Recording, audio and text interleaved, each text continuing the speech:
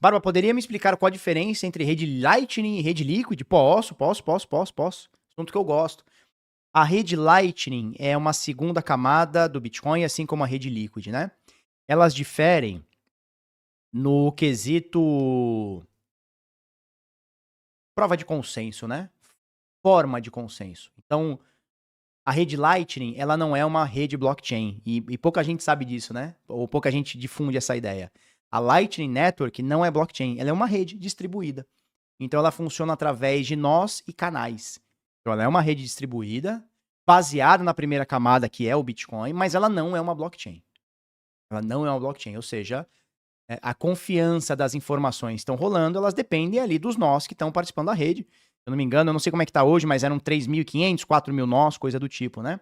Mais ou menos nesse sentido. Aí tem que olhar os dados da Lightning agora, não vamos fazer isso. No caso da Liquid, já é diferente.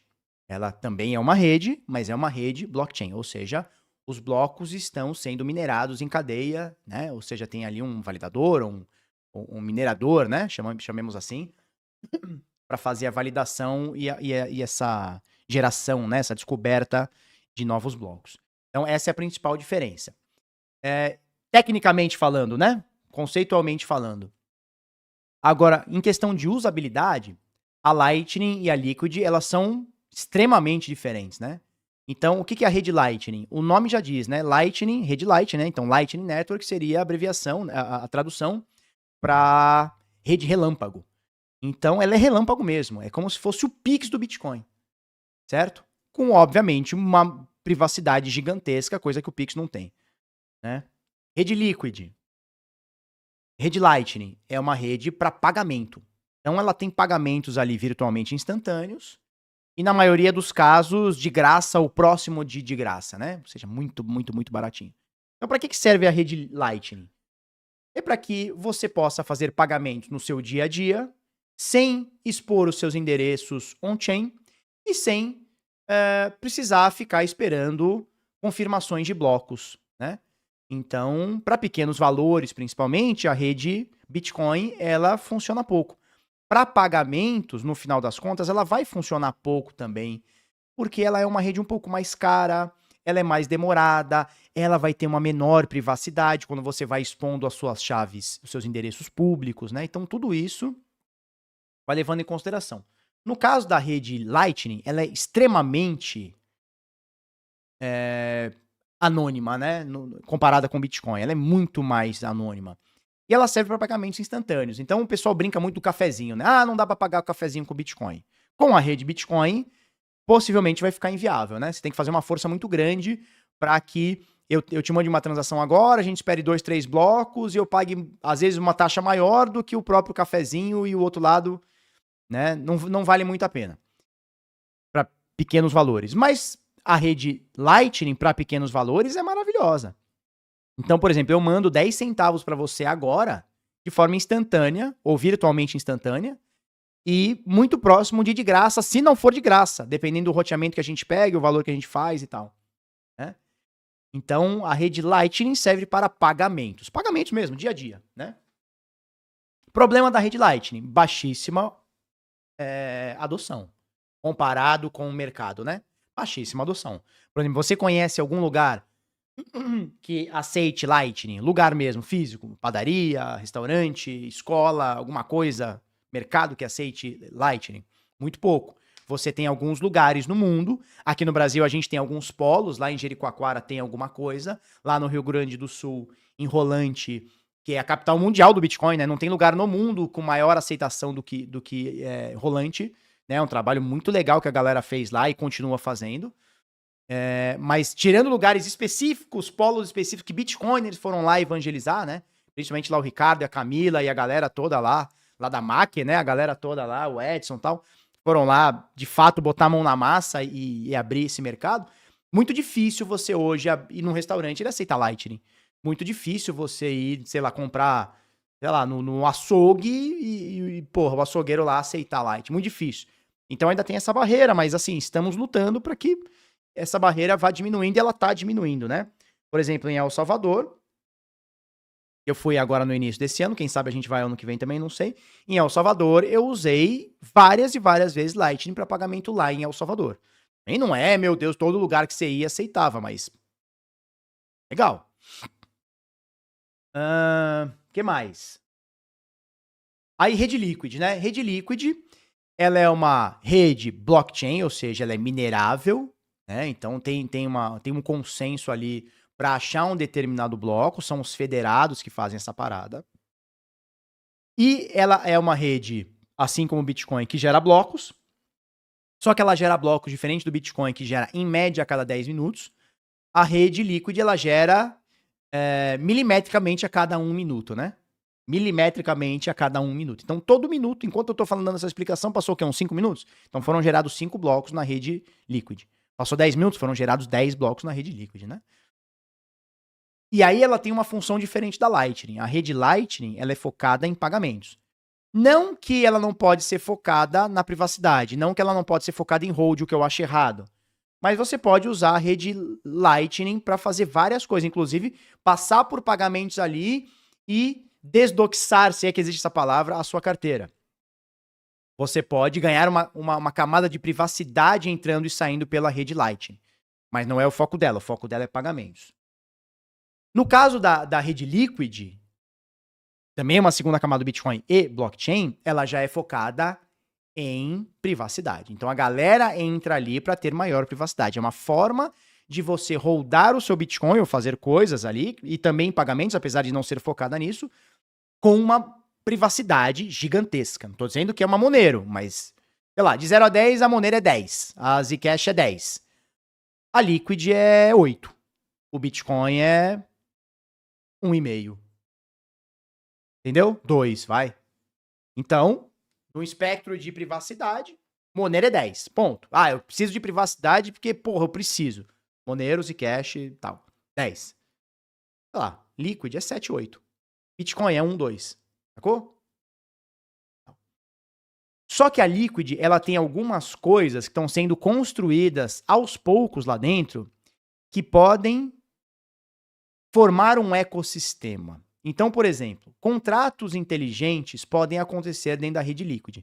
Eles não são complexos assim como na rede Ethereum, ou seja, você não vai fazer grandes complexidades de contratos inteligentes lá dentro, porque não é o escopo da parada.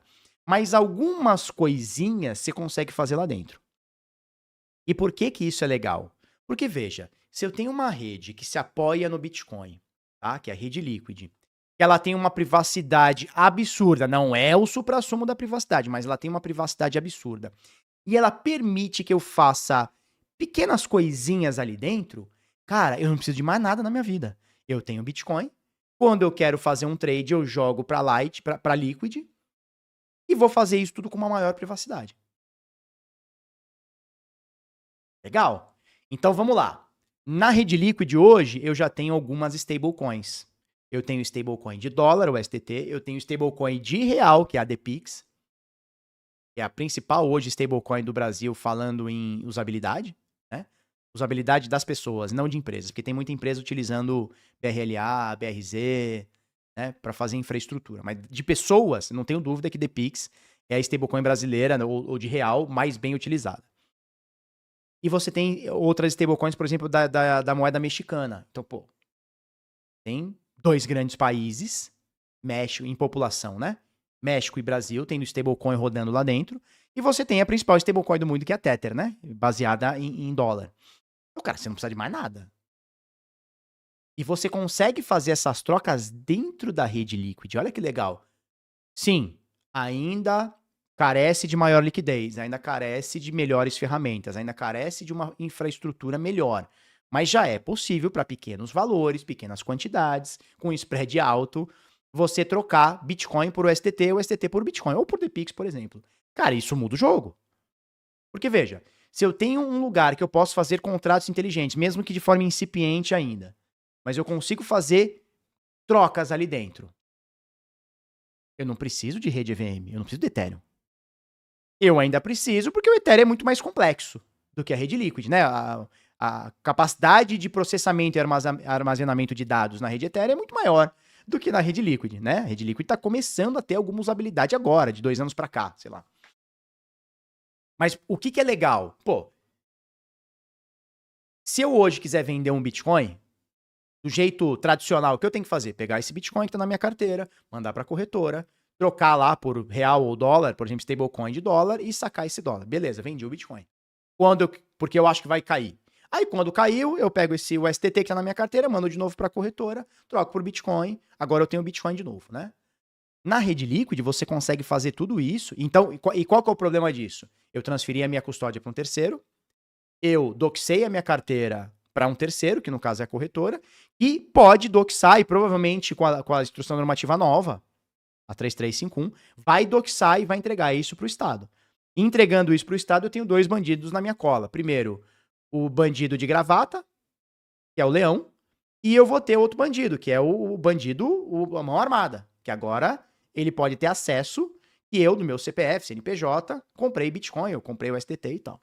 E tem lá minha carteira, meu endereço, tudo. Cara, na rede Liquid eu consigo fazer exatamente tudo isso que eu te falei, sem abrir mão da minha custódia, com uma privacidade absurda.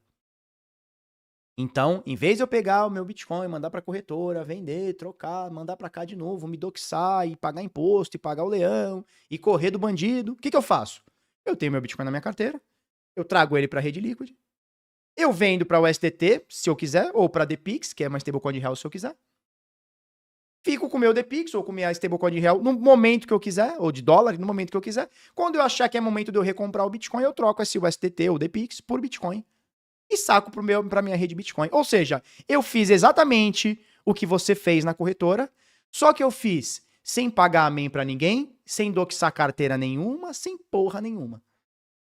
Problema disso, ainda não temos a liquidez que a gente gostaria. Não temos ainda, por exemplo, uma ordem limit que você vai ter numa Uniswap, que você vai ter numa Binance. Nós não temos ainda. Mas a galera, nós não temos uma Aave, ou seja, pegar Bitcoin. Olha que delícia que vai ser, Gustavo. Olha que delícia. Assim, ó, quase dá para gozar pensando nessa possibilidade. Imagina você ter Bitcoin na tua carteirinha, na tua OneKey. Tô com um Bitcoinzinho na minha OneKey. Porra, preciso pagar uma conta, cara. Porra, chegou agora, final do ano, porra, veio uma conta que eu não esperava, velho. Puta que pariu. Tem que pagar, mas eu não quero vender meu Bitcoin, não. O que eu faço? Pego da minha OneKey, tá no Bitcoin, jogo pra rede Liquid, coloco numa Aave da rede Liquid, colateralizo esse Bitcoin, ninguém sabe, de forma anônima. Colateralizo esse Bitcoin, pego o SDT emprestado. Com esse USDT, pago a porra da conta que eu queria sem doxar carteira nenhuma. Pago a conta. Quando eu trabalhar, mês que vem eu trabalho, pego uma bonificação aqui, faço uma hora extra aqui. Quando eu pego, recompro esse USDT, repago minha dívida, pego meu Bitcoin de colateral. Sem ninguém saber o que eu fiz, sem nenhum TXO vazado, sem nenhuma corretora, sem nenhuma... Nada, ninguém sabe o que eu fiz. Meu irmão, o dia que isso acontecer, e vai acontecer, tá?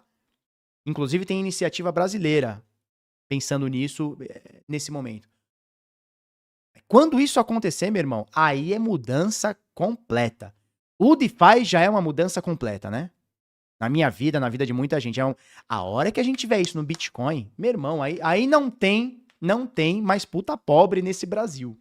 Não tem mais Bitcoiner infeliz nesse Brasil. Não tem.